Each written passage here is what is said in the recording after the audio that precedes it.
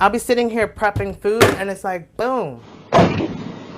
You can't see the cars coming. And it is a tremendously scary and frightening experience when you're just sitting watching TV and just glasses flying at you and you hear a lot of banging. Muwani Mathui is at her wit's end.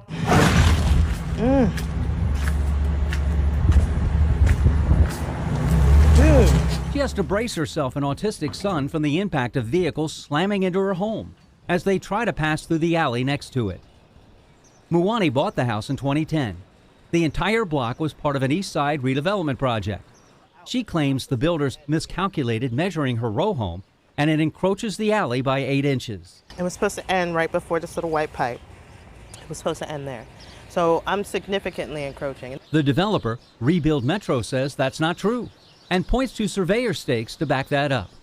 The company issued a statement saying 2 additional site surveys were completed and both confirmed that the house is located properly on its lot.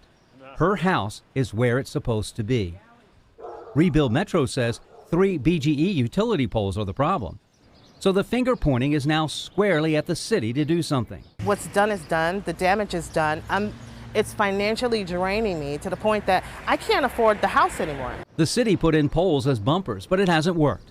They're either pushed into the house or the damage is done above them. It's like bounce and scrape and bounce and scrape. Like it just sounds like a train wreck. The corner seal of the home has been torn away. Every gash that you see is taking in water. The holes in the wall allow a gush of water in the basement when it rains. And then clearly just lots of vehicle streaks and dents.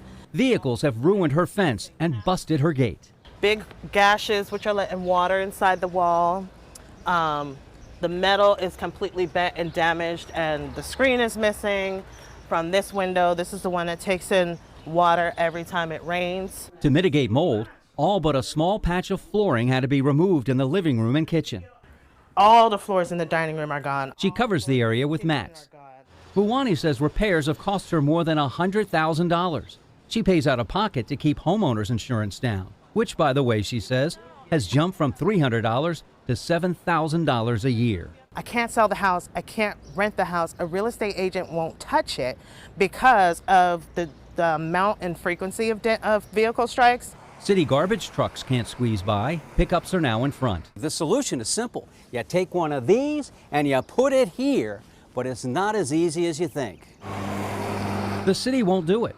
Officials have acknowledged in writing that the alley is too narrow for vehicles and have been telling the property owner since 2012 they're considering options. We asked the City Department of Transportation whether making a portion of the alley a pedestrian walkway is one of them. They responded in writing.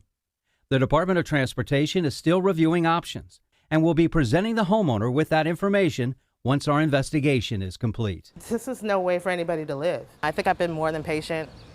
I've been really trying.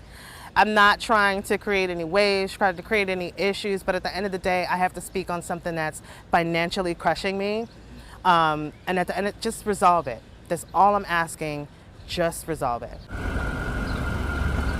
Muwani says all but one of her neighbors is in favor of turning a portion of the alley into a pedestrian walkway.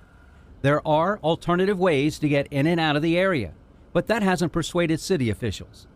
In East Baltimore, I'm David Collins.